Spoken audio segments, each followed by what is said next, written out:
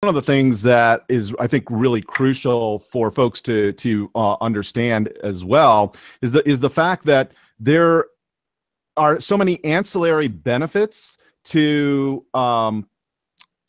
getting your book in the library, in addition to actually selling the book to the library.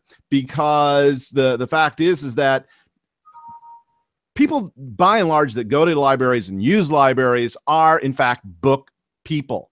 They like to talk about books, and when they find a good book, they recommend it. So the fact that your book is going into a library, I know some people might incorrectly or erroneously think, well, I sell it to a library, the sale is done, I get no other benefit out of this, and all these people get to borrow my book with no other additional benefit to me.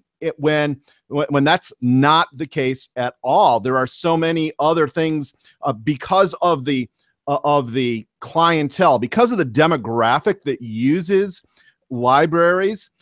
You have people that will go to the libraries, they'll love your book, they'll read your book, they'll check your book out.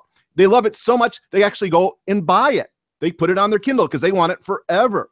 Or they recommend it to their friends. And then that's not in addition to the fact that your book, once it gets sold to a library, maybe you have experienced this, maybe folks that have gone to a library have seen this, but there's this table that they lay out, and it's called New In, right? And it's the new books that have come in, and your book, it'll sit on the table, kind of front cover facing, for all of the world to see as they go by. And so there's so many of these additional benefits. There's lots more. For example, the fact that any marketing that you do to increase foot traffic to the library also has a spillover to all of your other places where your book is available for sale, like Amazon, for example.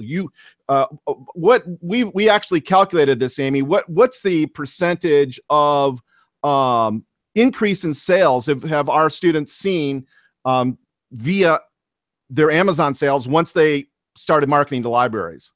We actually have hard numbers on this because, Ron, I also run a sales and marketing side besides teaching people. New Shelves for many years was also a distribution business. And we have hard numbers to prove that 6 weeks after your book hits what we call saturation in any library market. So you get your book into, and the number that we picked was 12. You get into 12 libraries minimum. We saw that within 6 weeks after you hit the 12th library, your Amazon sales increased on average 28%. 28% increase in your Amazon sales, and we did this in a vacuum. The only difference was the library market. That was the only change we'd made. Wow. According to the Pew Foundation last December came out with a study that said that 87% of avid readers they're a subgroup that demographic study people have been looking at. Avid readers, their households buy on average 9 books a month, and they visit libraries. They do both. They visit libraries and they buy books. But avid readers, according to the Pew Foundation last December, 87% of them will find new books and new authors through word of mouth. It's all about recommendation. It's all about trusting someone, a reviewer you like, a blogger you like, your mother, your sister. So you get your book sold for $10 into a library, and that's it. They're just going to give away the book and you never get any more money. No. You just got paid $10 for your book to be advertised for the life of your book. You just got paid to advertise. That's what libraries can give you. Right. And that one book could be circulated over and over again to different people, and then they start recommending, oh, what is that you're reading? Oh, I'm reading this book, and other people go out and buy it. Yeah, I could see how that would be powerful for sure.